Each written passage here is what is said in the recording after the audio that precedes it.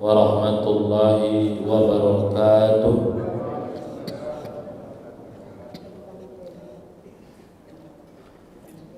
Alhamdulillahi rabbil alamin,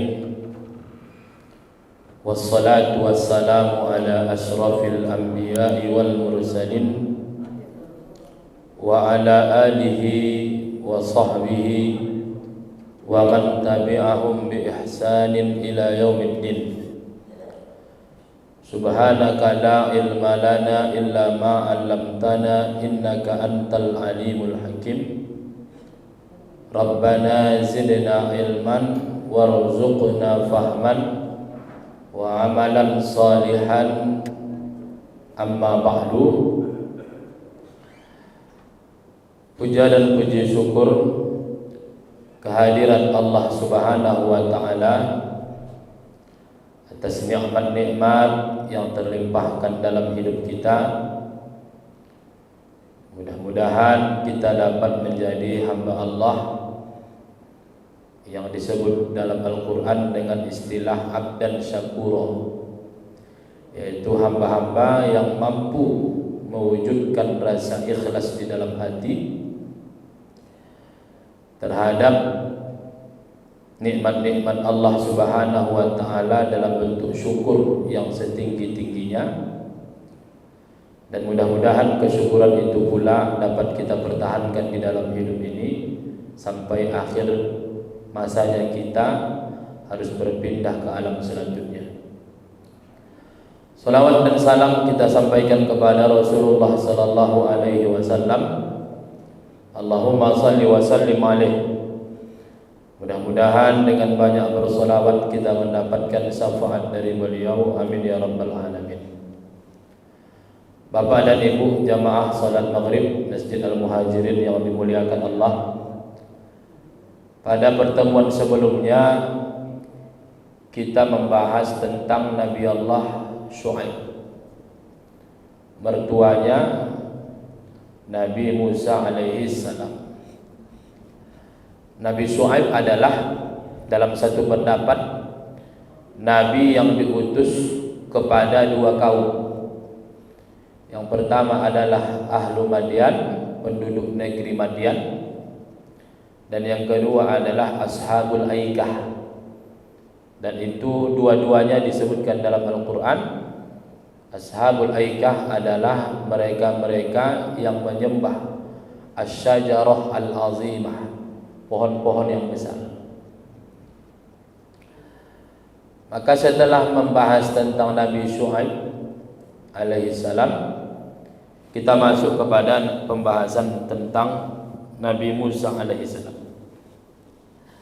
Bapak dan Ibu yang dimuliakan Allah, pembahasan tentang Nabi Musa ini cukup panjang. Kalau kemarin kita yang panjang itu adalah membahas tentang kisah Nabi Yusuf alaihi salam. Di kisah Nabi Musa ini juga sangat panjang ini kalau kita gali dalam Al-Quran. Tapi malam hari ini saya tidak membicarakan Nabi Musa dari sejarahnya, dakwahnya. Yang ingin saya sampaikan malam hari ini adalah ada satu syariat dalam agama Islam yang itu punya keterkaitan dengan kisah Nabi Musa alaihissalam, yaitu yang akan kita laksanakan Jumat yang akan datang, yang kita kenal dengan puasa Asyura. Bapak dan Ibu yang dimuliakan Allah, ketika kita berbicara tentang puasa Asyura, apa yang ada dalam ingatan kita tentang puasa Asyura? Maka saya mencoba-coba untuk menerka saja terkait dengan puasa Asyura ini. Ada dua yang selalu diingat umat Islam. Yang pertama adalah fadilahnya, yang kedua adalah sejarahnya. Fadilahnya sebagaimana kita ketahui bersama adalah Rasulullah berharap puasa Asyura ini bisa menghapuskan dosa-dosa 1 tahun yang telah berlalu. Adapun sejarahnya secara singkat Bapak dan Ibu, Nabi Muhammad sallallahu alaihi wasallam hijrah ke kota Mekah ke Madinah. Lalu ketika hijrah kota Mekah Madinah, Rasulullah melihat orang Yahudi berpuasa Asyura, berpuasa. Lalu Rasulullah sallallahu alaihi wasallam bertanya, hari apa ini? Lalu mereka orang-orang Yahudi mengatakan, ini adalah hari Allah Ta'ala selamatkan Nabi Musa dan pengikutnya, dan Allah Ta'ala tenggelamkan Fir'aun dan tentaranya. Fasamahu Musa syukran, maka Nabi Musa berpuasa pada tanggal 10 Muharram atau pada hari Asyura. Itu adalah sebagai wujud rasa syukur Nabi Musa kepada Allah. Lalu orang Yahudi berpuasa 10 Muharram hari Asyura, itu adalah sebagai wujud ta'zim orang-orang Yahudi kepada hari itu. Lalu kemudian ada di antara sahabat mengatakan, ya Rasulullah, bukankah ini hari yang diagungkan oleh orang Yahudi dan diagungkan oleh orang Nasrani? Maka Rasulullah sallallahu alaihi wasallam bersabda, kalau aku hidup tahun depan, maka aku akan berpuasa pada tanggal 9. Namun Ibnu Abbas mengatakan, bahwa Nabi Muhammad tidak bertemu dengan tahun yang akan datang. Itu singkat sejarahnya. Ini yang banyak dihafal orang-orang awam, tanpa pernah melihat bagaimana sebenarnya sejarah itu dalam kitab-kitab hadis Nabi sallallahu alaihi wasallam. Sehingga Bapak dan Ibu, banyak orang-orang liberal yang terjerumus atau jatuh salah dalam memahami ini. Ada dua kritikan orang liberal terhadap hadis ini. Yang pertama, mereka mengatakan bahwa orang Yahudi, bahwasanya Nabi Muhammad sallallahu alaihi wasallam menerima pensyariatan puasa Asyura itu dari orang Yahudi. Bayangkan Bapak dan Ibu, bagaimana mungkin syariat ini diterima Rasulullah dari orang Yahudi? Bukankah syariat ini diterima Rasulullah dari Allah Subhanahu wa taala? Ini menjadi celaan. Karena Rasulullah yang bertanya, hari apa ini? Kenapa kalian berpuasa? Ini adalah hari Allah Ta'ala selamatkan Musa dan pengikutnya, dan Allah tenggelamkan Fir'aun dan tentaranya. Maka Nabi Musa berpuasa. Kata Rasulullah, kami yang lebih berhak berpuasa. Maka Rasulullah berpuasa dan menyuruh para sahabat berpuasa. Artinya Nabi Musa menerima syariat ini dari orang-orang Yahudi. Yang kedua, orang-orang liberal mengatakan bahwa hadis ini tidak sesuai dengan sejarah. Ketika hadis tidak sesuai dengan sejarah yang pasti, maka hadis itu bisa dikategorikan sebagai hadis palsu. Padahal Bapak dan Ibu, hadis ini tentang puasa Asyura ini ada dalam kitab Sahih Bukhari dan Sahih Muslim yang disepakati ulama kesahihan hadisnya. Maka mereka tidak segan-segan mengatakan dalam kitab Sahih Al-Bukhari ada hadis yang dhaif, bahkan ada hadis yang palsu. Salah satunya adalah tentang Asyura ini. Mengapa menurut mereka ini bertentangan dengan sejarah? Rasulullah berdakwah di kota Mekah 13 tahun. Dan Rasulullah berdakwah di Madinah selama 10 tahun.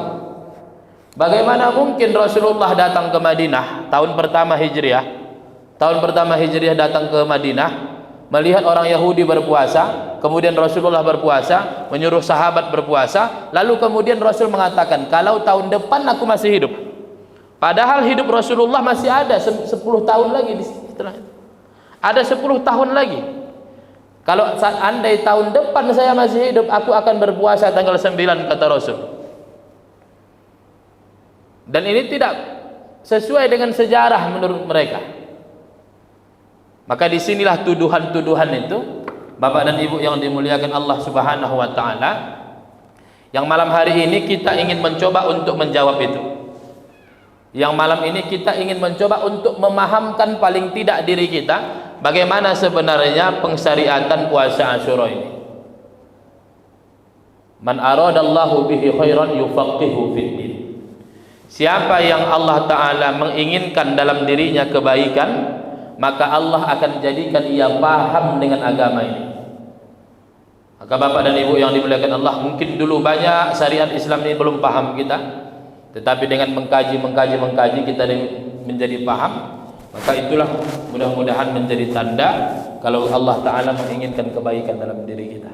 Amin ya Rabbal Alamin.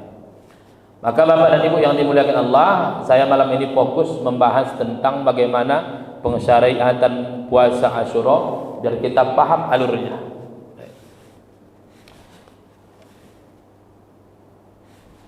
Kita langsung melihat kepada hadis Nabi sallallahu alaihi wasallam. Judul hadis ini Bapak dan Ibu saya kasih, suku Quraisy berpuasa Asyura di zaman jahiliyah. Dari Aisyah radhiyallahu anha, ia berkata, orang-orang Quraisy di masa jahiliyah berpuasa di hari Asyura, pada hari Asyura. Berpuasa pada hari Asyura. Rasulullah sallallahu alaihi wasallam berpuasa Asyura juga. Nah, ini dalam Sahih Bukhari. Informasi dalam Sahih Al-Bukhari melalui Ummul Mukminin Aisyah radhiyallahu anha bahwasanya orang-orang Quraisy di zaman jahiliyah itu sudah berpuasa Asyura. Orang-orang Quraisy yang di zaman jahiliyah itu sudah berpuasa Asyura. Datanglah ulama kita Al-Imam Al-Aini dalam mazhab Al-Maliki. Ketika beliau mensyarah hadis ini dalam kitabnya Umdatul Qari, beliau katakan begini: orang-orang Quraisy di masa jahiliyah berpuasa pada hari Asyura qabla al-Islam, kata beliau, sebelum datangnya Islam. Maksudnya sebelum Nabi Muhammad sallallahu alaihi wasallam diangkat menjadi seorang rasul pada usia 40. Sebelum itu orang Quraisy sudah berpuasa Asyura. Rasulullah sallallahu alaihi wasallam berpuasa Asyura juga. Dan Rasulullah sallallahu alaihi wasallam juga berpuasa Asyura. Kata Al-Imam Al-Aini, Nabi Muhammad berpuasa Asyura qabla al-hijrah. Artinya Bapak dan Ibu, sebelum kejadian Rasulullah berangkat ke Madinah dan melihat orang-orang Yahudi berpuasa Asyura, Nabi Muhammad ketika masih di kota Mekah sudah pernah puasa Asyura. Ini menjadi bantahan pertama untuk mereka yang mengatakan syariat pengsyariatan puasa Asyura diterima Rasulullah sallallahu alaihi wasallam dari orang-orang Yahudi. Nabi Muhammad bukan sekedar tahu, bahkan sudah pernah mengamalkan berpuasa Asyura sebelum Nabi Muhammad berangkat ke kota Madinah. Falamma qadimal Madinata shamahu wa amara bisiyamihi. Ketika Rasulullah sallallahu alaihi wasallam sampai kota Madinah, Nabi Muhammad puasa dan memerintahkan orang-orang beriman juga berpuasa. Nah, inilah nanti masuk dalam riwayat lainnya.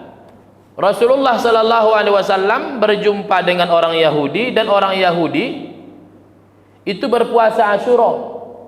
Alur ceritanya ini panjang Bapak dan Ibu.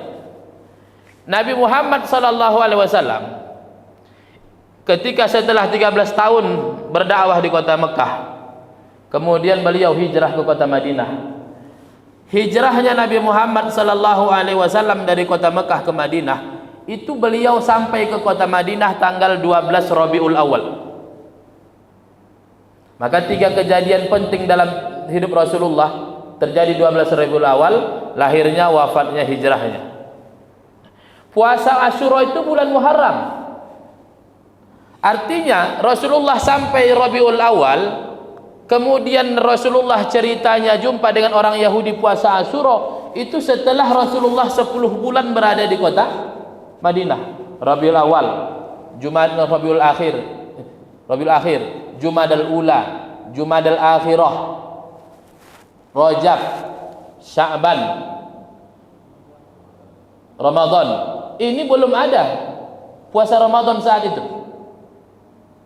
Syawal, Zulqa'dah, Zulhijjah, belum ada puasa Ramadan, belum ada juga zakat fitrah, belum juga ada syariat haji. Karena zakat fitrah itu sama zakat dan haji puasa disyariatkan tahun kedua, haji disyariatkan tahun kelima. Artinya 10 bulan Rasulullah setelah tiba di kota Madinah 12 Rabiul Awal, 10 bulan barulah bertemu dengan bulan Muharram. Nah, di bulan Muharram itulah Nabi Muhammad SAW melihat orang Yahudi puasa. Lalu Rasulullah bertanya, ini hari apa kalian kok berpuasa? Orang Yahudi mengatakan ini adalah hari di mana Allah Ta'ala selamatkan Nabi Musa dan pengikutnya, Allah tenggelamkan Fir'aun dan tentaranya. Maka Nabi Musa berpuasa sebagai wujud rasa syukur dalam satu riwayat. Dalam riwayat yang lain, kami berpuasa sebagai wujud takzim kami kepada hari itu. Maka sejak itulah Rasulullah pun di Madinah berpuasa. Jadi kalau dulu di Mekah Nabi Muhammad puasa, di Madinah juga tetap puasa. Bukan Nabi Muhammad puasa itu gara-gara orang Yahudi. Baru kemudian Nabi Muhammad memerintahkan para sahabat juga untuk berpuasa Asyura. Falamma furidha Ramadan taraka yauma Asyura faman syaa'a shamahu wa man syaa'a tarakahu. Ketika dipardukan bulan Ramadan, dipardukan puasa Ramadan, Nabi Muhammad meninggalkan Asyura. Siapa yang mau puasalah, siapa yang mau tinggalkanlah. Disinilah yang menjadi perbedaan pendapat di kalangan ulama. Puasa Asyura ini pertama kali disyariatkan di kota Madinah, hukumnya wajib atau sunnah? Itu khilaf di kalangan ulama. Menurut madhab Hanafi, pertama kali di Madinah puasa Asyura itu hukumnya wajib. Pertama kali. Menurut madhab Hanafi, Asyura itu pertama kali di Madinah itu wajib. Muharram, Safar, Rabiul Awal, Jumadal Ula, Rabiul Awal, Rabiul Akhir, Jumadal Ula, Jumadal Akhirah, Rajab, Sya'ban. Di bulan Sya'ban berikutnya turunlah Al-Baqarah 183. A'udzubillahi minasyaitonir rajim. Ya ayyuhalladzina amanu kutiba alaikumusiyam kama kutiba alal ladzina min qablikum la'allakum tattaqun. Diturunkanlah ayat perintah wajibnya puasa Ramadan. Maka ketika turunlah perintah puasa Ramadan menjadi wajib, Rasulullah sallallahu alaihi wasallam meninggalkan hari Asyura bahasanya. Maka mazhab Hanafi mengatakan awalnya puasa Asyura itu wajib, tapi ketika turunlah perintah puasa Ramadan wajib, berubahlah hukum puasa Asyura yang awalnya wajib berubah menjadi sunnah. Itulah maksud dari Rasulullah meninggalkan Asyura, bukan meninggalkan puasanya sama sekali. Maka siapa yang mau berpuasa, puasalah. Siapa yang hendak tidak berpuasa, ya tinggalkan, jangan berpuasa. Makanya madhab Hanafi mengatakan puasa Asyura awalnya wajib, kemudian berubah menjadi sunnah.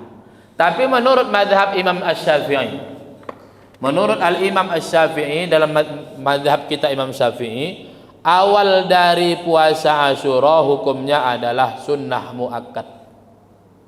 Sunnah muakkad. Ketika turun perintah puasa Ramadan, maka berubahlah dia menjadi sunnah biasa. Maka yang ditinggalkan itu adalah kemuakkadan dari puasa Asyura itu.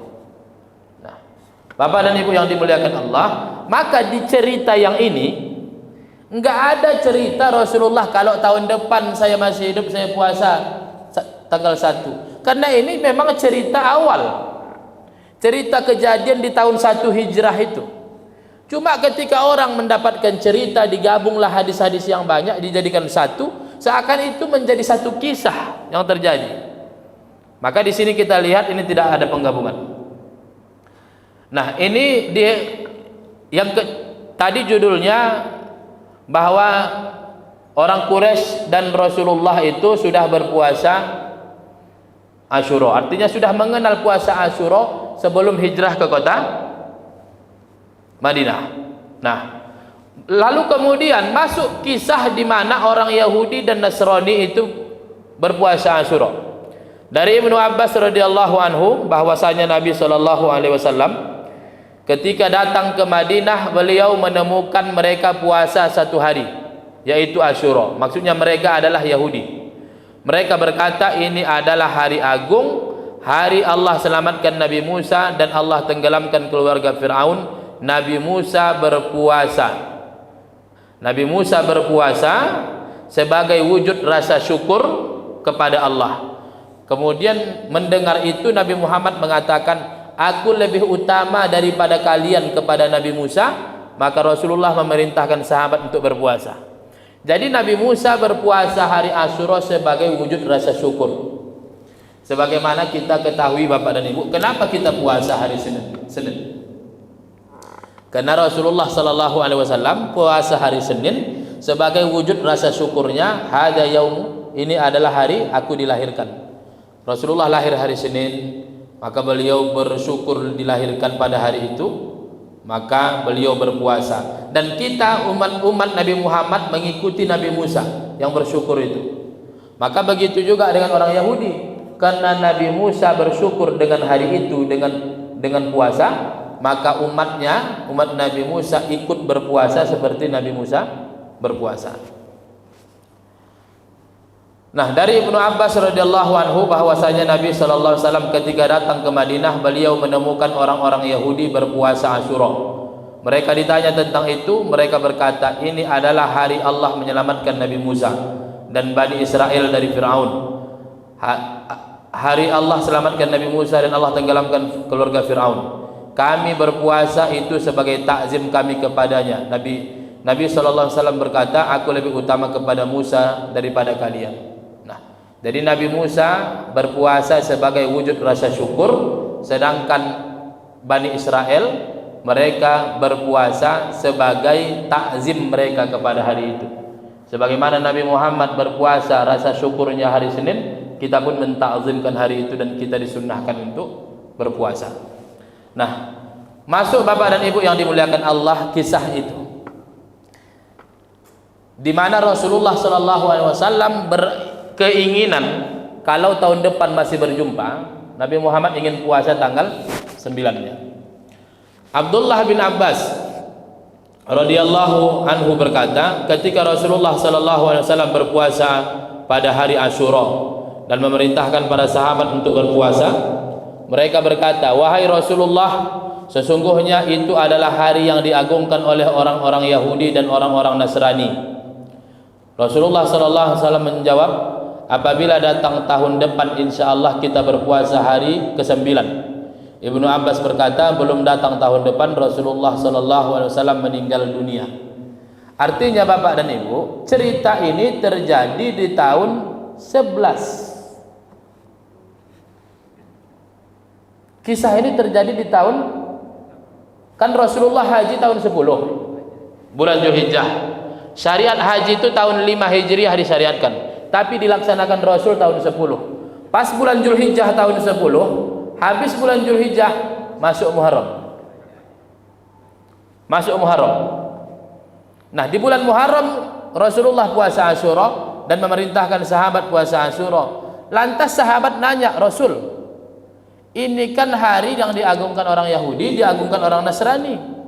Nah, pertanyaannya Bapak dan Ibu, kenapa baru sekarang mereka nanya?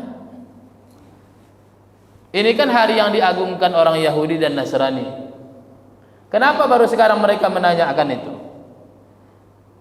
Karena Bapak dan Ibu yang dimuliakan Allah, disinilah kita perlu memahami namanya tarikhut tasyri', sejarah peletakan hukum itu.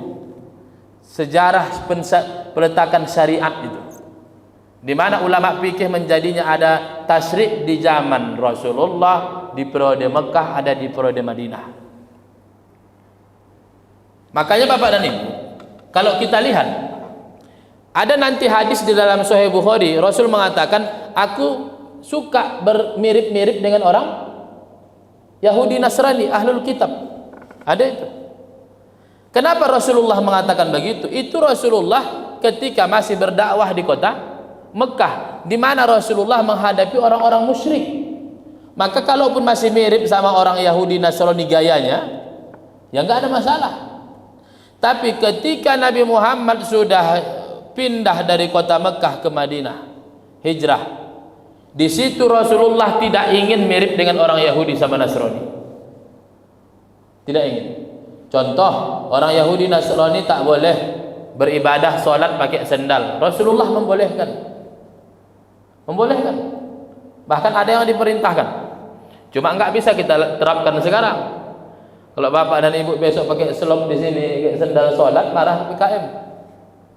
Karena dulu di zaman Rasul itu lantai itu pasti tanah, bukan seperti kita sekarang. Maka diperintahkan seorang sahabat untuk sholat pakai sandal supaya kita ini tidak sama dengan orang Yahudi dan Nasrani. Nah, kenapa tidak boleh kita hanya berpuasa di hari Sabtu? Karena Sabtu puasa hari yang dimuliakan orang Yahudi. Maka siapa yang mau puasa hari Sabtu, puasa satu hari sebelumnya atau satu hari sesudahnya juga. Kenapa hari Minggu kita dimakruhkan untuk berpuasa? Karena hari Minggu adalah hari yang dimuliakan oleh orang Nasrani, sehingga makruh bagi kita puasa hari Minggu saja. Kalau mau tidak makruh, puasa Sabtu Minggu atau Minggu dengan Senin. Artinya di periode Madinah itu banyak perbaikan-perbaikan yang dilakukan Rasul supaya tak mirip dengan orang Yahudi dan Nasrani. Maka ketika begitu banyak syariat yang sudah disampaikan Rasulullah di ujung-ujung hidupnya, karena ini di bulan Muharram, bulan Safar, Rabiul Awal, Rasulullah 12 Rabiul Awal meninggal dunia. Maka di ujung-ujung ini begitu banyak yang Rasulullah larang kita mirip dengan orang Yahudi Nasrani. Akhirnya mereka bertanya, Rasul, kenapa kita masih berpuasa hari Asyura? Sabtu dilarang, Senin dan Minggu dilarang. Tapi kenapa puasa Asyura ini juga belum dilarang? Maka Rasulullah sallallahu alaihi wasallam mengatakan, kalau masih ada tahun depan, maka insya Allah kita akan puasa tanggal 9. Kenapa puasa tanggal 9? Supaya tidak mirip dengan orang Yahudi dan orang Nasrani. Maka Ibnu Abbas mengatakan belum datang tahun depan sampai Rasulullah sudah meninggal dunia. Hadis riwayat Imam Muslim dan Abu Daud. Nah, ini baru satu hadis, ada hadis yang kedua dari Ibnu Abbas radhiyallahu anhu. Rasulullah sallallahu alaihi wasallam bersabda, puasalah hari Asyura dan selisihilah orang-orang Yahudi. Tegas bahasa Rasul. Puasalah hari Asyura dan selisihilah orang-orang Yahudi. Puasa satu hari sebelumnya dan satu hari sesudahnya. Hadis riwayat Imam Ahmad dan Imam Baihaqi. Jadi selain hadis tadi yang keinginan Rasulullah ingin puasa tanggal 9, ternyata ada hadis riwayat Imam Ahmad dan Imam Baihaqi bahwa Rasulullah yang perintahkan langsung selisihi orang Yahudi, jangan mirip. Maka puasalah satu hari sebelumnya dan satu hari sesudahnya. Maka berdasarkan hadis-hadis ini Bapak dan Ibu yang dimuliakan Allah, ulama kita ada membagi tingkatan puasa Asyura itu menjadi 3. Tingkatan yang paling tinggi adalah puasa 3 hari, 9, 10, 11. Berarti kalau tahun ini Kamis, Jumat, Sabtu, tanggal 27, 28, 29. Itulah paling tinggi.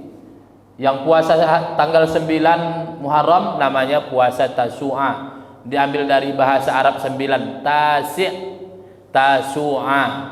Maka kita niatnya nawaitu shauma Tasu'a sunnatan lillahi ta'ala.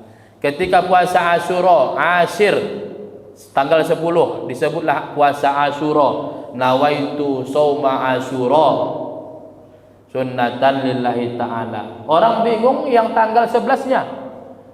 Bahasa Arabnya 11, al-hadi asyara. Mana ada pernah orang berniat nawaitu shaumal hadi asyara? Maka kita diajarkan niatnya nawaitu shaumal muharram. Afdhalus shaumi ba'da Ramadan siyamu syahrillah al-muharram. Maka di tanggal 11 itu niat kita nawaitu shauma al-muharram sunnatan lillahi ta'ala. Tapi Bapak dan Ibu Mungkin ibu-ibu lah yang di rumah yang masih punya utang puasa, niatkan qada puasa sajalah. Nah, niatkan qada puasa, mudah-mudahan pahala Asyura pun dapat. Kemudian tingkatan yang kedua adalah puasa cuma 2 hari. Puasa 2 hari, tanggal 9 sama tanggal 10. Itu nasnya ada.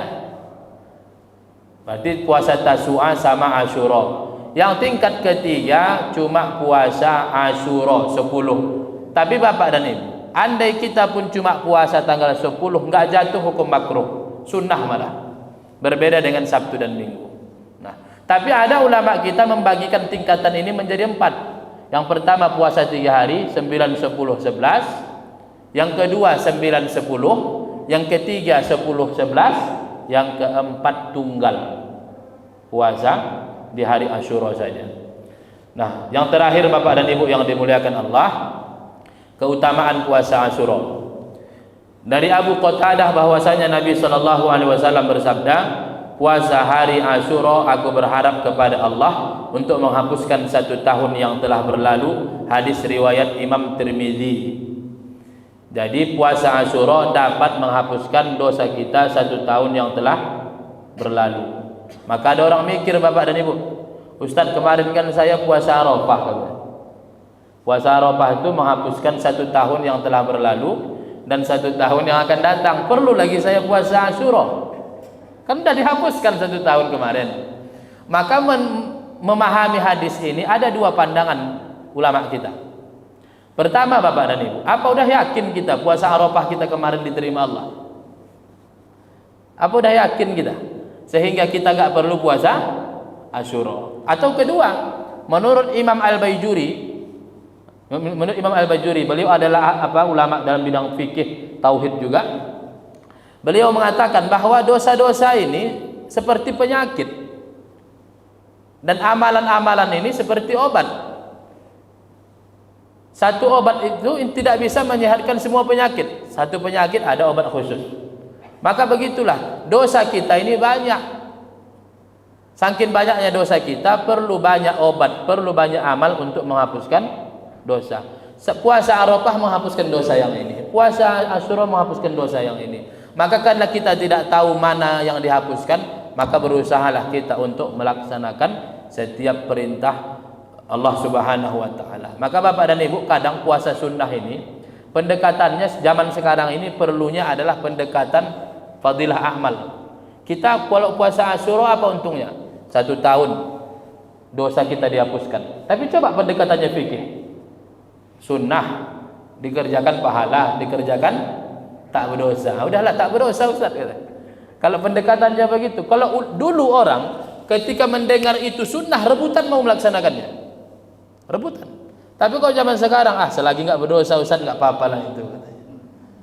Maka Bapak dan Ibu yang dimuliakan Allah, jika ada orang yang mengatakan bahwa puasa Asyura diterima Rasulullah dari orang Yahudi, maka bisa dibantahkan dari hadis yang kita sampaikan pertama kali tadi, yaitu bahwa Nabi Muhammad bahwasanya orang-orang Quraisy sudah pernah berpuasa sebelum datangnya Islam, dan Nabi Muhammad juga pernah berpuasa Asyura sebelum hijrah ke kota Madinah. Kedua, ketika orang-orang mengatakan hadis ini hadis palsu karena bertentangan dengan sejarah, maka kita jawab bahwasanya hadis ini diriwayatkan secara terpisah.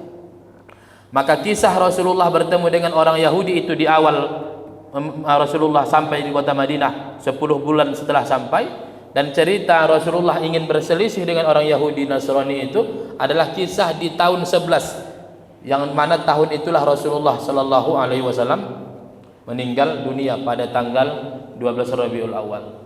Maka Bapak dan Ibu yang dimuliakan Allah, dulu ulama kami sudah meninggal dunia, ketua jurusan hadis di Al-Azhar, ada namanya Syekh Abdul Muhdi Abdul Qadir Abdul Hadi. Beliau memang orangnya luar biasa kalau untuk melawan-lawan orang-orang yang liberal, pemikirannya yang luar biasa lah, menyelenehnya itu. Beliau bilang begini pernah, kalau kita terima ada hadis yang palsu di dalam kitab Sahih Bukhari, maka hancur sudah. Kenapa hancur?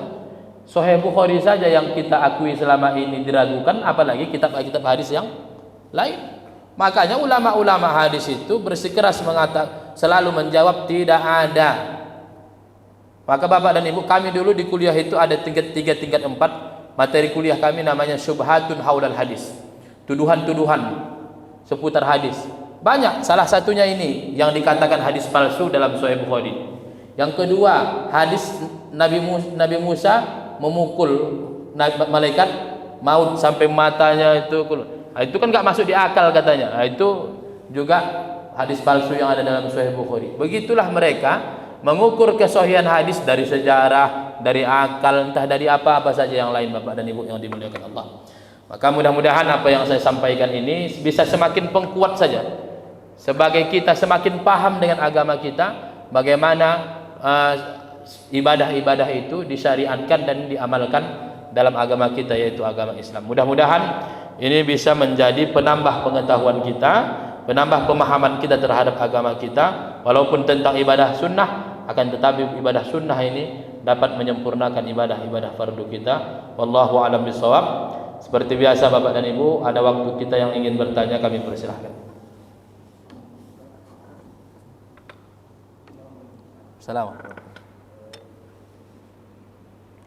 Hari ini malah yang banyak sikap bahwa kaum Syiah yang mempertontonkan bagaimana mereka dengan vulgarnya merayakan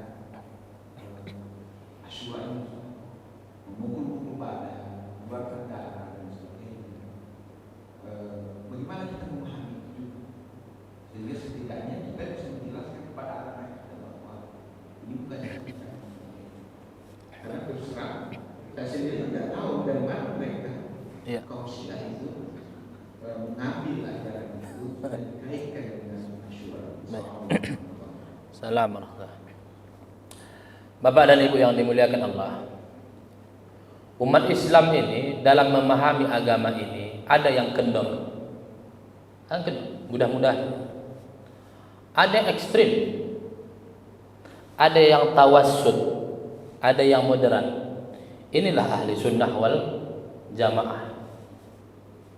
Dan lambang ahli sunnah wal jamaah ini bisa dikatakan di zaman sekarang yang pemegang utamanya itu adalah, kalau di dalam universitas adalah Universitas Al-Azhar. Al-Azhar itulah menjadi marja', menjadi rujukan untuk pemahaman ahli sunnah wal jamaah. Nah, makanya kita ahli sunnah wal jamaah ini memahami Asyura ini ya dengan moderat, tidak berlebihan seperti orang-orang Syiah, dan tidak juga acuh tak acuh seperti orang-orang yang tak berilmu. Alah, apa itu? Maka kita moderat. Hari Asyura memiliki kemuliaan. Adapun perbuatan orang Syiah yang memuliakan hari Asyura dengan itu, sedikit pun itu tidak mencederai hari Asyura yang kita agungkan ini. Itulah mereka. Tapi kalau tadi pertanyaannya, Ustaz, kenapa kenapa orang-orang Syiah itu di hari Asyura itu mereka cambuk badan, mereka luka? Yang pernah saya dengar Bapak dan Ibu yang dimuliakan Allah, kenapa mereka begitu luar biasanya hari itu? Karena dalam pandangan, dalam ilmu mereka, pengetahuan mereka, pada hari Asyura inilah dipenggalnya kepala Husain. Dipenggalnya kepala Husain, anak Ali bin Abi Thalib, yang menurut satu pendapat dalam sejarah, kepala Husain itu sekarang ada di Mesir. Makanya di Mesir itu ada masjid kampus Al-Azhar, Masjid Al-Azhar. Kita nyebrang sedikit ke sana, Masjid Husain. Di sanalah ada nanti kuburan kepala Husain itu, dalam satu pendapat. Ada mengatakan di negeri yang lain. Maka karena itu adalah hari yang sangat menyedihkan, maka mereka pukullah badan mereka untuk juga ikut sedih dengan hari itu. Begitulah mereka memahaminya. Karena kan kita tahu kecenderungan orang Syiah ini kepada Ali bin Abi Thalib dan anak-anaknya ini kan besar. Bahkan di antara mereka ada yang mengkafirkan Abu Bakar, Umar, Utsman, tapi yang di antara mereka ada yang hanya mengatakan Ali lebih baik daripada Abu Bakar, Umar, Utsman, tanpa mengkafirkan mereka. Jadi perbuatan mereka begitu dengan hari Asyura karena hari itulah dipenggalnya kepala Husain. Kalau kita umat Islam sederhana. Umat Islam yang ahli sunnah wal jamaah ini sederhana. Hari Asyura yang hari Jumat Jumat depan itu akan datang. Kita ngapain hari Asyura, hari yang agung? Kenapa agung? Kita ngikuti Rasul. Rasul juga mengagungkannya. Maka Imam Nawawi Al-Jawi Al-Bantani dalam kitabnya Nihayatul Zen mengatakan, dinukilkan dari ulama ada 11 amalan di hari Asyura. Ada 11 amalan di hari Asyura. Ini bisa kita terapkan Bapak dan Ibu. Kalau kita mau merujuk kitab ini, Nihayatul Zen, ini bisa kita terapkan. Hari Jumat nanti bisa kita laksanakan. Apa 11 amalan itu? Pertama, puasa Asyura. Kedua, salat tasbih. Salat tasbih. Ini contoh misalnya malam Jumat depan misalnya. Malam Jumat depan kan? Pada maghrib menjelang isya bapak-bapak salat tasbih. Ada masuk ya? Atau siangnya salat tasbih pas perwiritan bisa. Kemudian menyantuni anak yatim. Bersedekah. Kemudian 4. Baru kemudian mengunjungi orang sakit. Mengunjungi orang-orang soleh. Menggunting kuku, memotong kuku, memakai celak. Kecelak. Di Mesir sering itu laki-laki kecelak itu. Kecelak. Baru kemudian bertasbih. Bertasbih. Baru kemudian membaca surah Al-Ikhlas sebanyak 1000 kali. Itu amalan-amalan yang disebutkan. Itu enggak ada yang berlebihan. Karena memang kalau dilihat hari Asyura ini memang luar biasa. Sejak zaman Nabi Adam sampai Nabi Isa itu ada kemuliaannya. Allah menciptakan Nabi Adam pada hari Asyura. Begitu juga Allah menerima taubat Nabi Adam hari Asyura. Nabi Nuh berlabuhlah, berhentilah kapalnya itu dari banjir itu hari Asyura. Nabi Ibrahim dicampakkan dalam api hari Asyura. Nabi Yunus dikeluarkan dari mulut ikan paus hari Asyura. Nabi Ayub disembuhkan dari penyakitnya pada hari Asyura. Nabi Musa membelah laut hari Asyura, tenggelam Fir'aun hari Asyura. Nabi Isa diangkat ke langit hari Asyura. Begitulah kemuliaannya. Tapi ahlu sunnah wal jamaah tidak melebih-lebihkan. Artinya hari Asyura itu baik, tetapi ada amalan-amalan yang tetap moderat, tidak berlebihan seperti yang dilakukan oleh orang Syiah. Wallahu a'lam.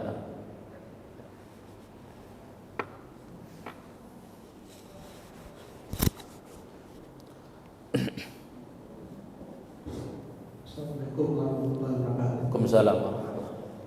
Terkait dengan pembebasan dosa pada 10 Asyura, bagaimana memahami dosanya? Dosanya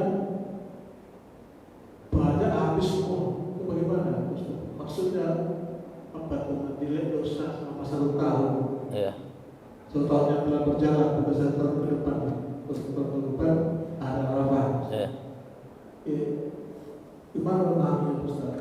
Tolong dipenjelasan. Baik. Assalamualaikum. Assalamualaikum. Bapak dan Ibu yang dimuliakan Allah, kita puasa Asyura. Dan puasa kita ini sudah memenuhi rukun-rukunnya dan niatnya lillah. Diterima Allah lah puasa Asyura kita. Puasa Asyura bisa menghapuskan atau menutupi dosa-dosa kita 1 tahun yang telah berlalu. Maka kalau kita ambil pendapat para ulama kita, bahwasanya dosa yang diampuni itu adalah dosa kecil. Dosa kita yang berhubungan dengan manusia yang lain itu tak bisa diampuni dengan puasa Asyura. Harus langsung minta maaf sama orangnya. Atau pernah kita mencuri hartanya, balikkan hartanya itu. Atau kita pernah rusak nama baiknya, perbaiki nama baiknya. Kalau hanya dengan puasa Asyura, bahkan puasa Ramadan tak bisa menghapuskan itu. Kedua, dosa-dosa besar. Dosa besar itu tidak dihapuskan dengan amalan kita. Bahkan puasa Ramadan sendiri tak bisa menghapuskan dosa besar. Maka di antara pendapat Imam Baijuri, di antara amalan yang bisa menghapuskan dosa besar adalah berbakti kepada kedua orang tua, jihad dan haji. Amalan yang bisa. Kalau yang lainnya tidak. Makanya kita puasa Ramadan diampuni dosa-dosa yang telah berlalu, dosa kecil. Puasa Arafah, dosa kecil. Puasa ini dosa kecil. Nah, itu yang tadi saya sampaikan Bapak dan Ibu. Kalau seandainya kita ambillah bahwasanya puasa Asyura menghapuskan dosa 1 tahun yang telah berlalu. Nah, itulah kata Imam Baijuri bahwasanya setiap dosa memiliki obat tersendiri. Dan dosa-dosa kita ada sendiri amalan yang menghapuskannya, dan kita nggak tahu ini. Dosa kita yang kemarin buang sampah di jalan, menghapuskannya pakai yang mana? Itu kan dosa kecil tuh misalnya. Nah, dosa-dosa kita kemarin yang pernah meludah di taman, itu dosa kecil. Amalan yang mana bisa menghapuskan itu? Kita nggak tahu. Maka disitulah mungkin rahasianya kenapa kita tidak dikasih tahu, agar kita termotivasi untuk melakukan setiap amalan yang diperintahkan itu. Harus kita termotivasi. Tapi kalau seandainya dosa-dosa yang ini menghapuskannya dengan ini, nanti akan ada yang sifatnya remeh dan lain sebagainya. Maka yang dihapuskan adalah, atau yang ditutupi adalah dosa-dosa kecil. Tapi dosa-dosa kecil kita yang mana? Allahu a'lam. Tapi intinya amalan-amalan kita itu menghapuskan dosa-dosa kecil kita. Ini obatnya untuk penyakit ini. Itu kita tak tahu yang mana, dan Rasulullah pun tidak mengasih tahu kita. Allahu a'lam. Astaghfirullahalazim. Astaghfirullahalazim. Astaghfirullahalazim. Alladzi la ilaha illa huwal hayyul qayyum wa atubu ilaih. Alhamdulillahi rabbil alamin. Wassalatu wassalamu ala ashrafil anbiya'i wal mursalin wa ala alihi wa sahbihi ajma'in. Allahumma ighfir lana dhunubana wa dhunuba walidina warhamhum kama rabbawna shighara wa li jami'il muslimina wal muslimat wal mu'minina wal mu'minat al ahya'i minhum wal amwat innaka sami'un qaribun mujibud da'wat wa ya qadiyal hajat. Allahumma ij'al jam'ana hadha jam'an marhuma wa tafarruqana min ba'dihi tafarruqan ma'suma. Allahumma 'allimna ma yanfa'una wanfa'na ma 'allamtana.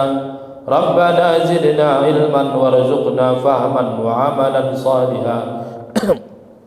Allahumma khtim hayatana bi husnil khatimah wa la takhtimna bi su'il khatimah. Allahumma inna na'udzu bika min 'adzabi jahannam. Inna 'adzabaha kana gharama. Innaha sa'at mustaqarran wa muqama. Rabbana atina fid dunya hasanah wa fil akhirati hasanah wa qina 'adzaban nar. Wa sallallahu ala sayyidina Muhammadin wa ala alihi wa sahbihi ajma'in. Walhamdulillahi rabbil alamin. Taqabbalallahu minkum.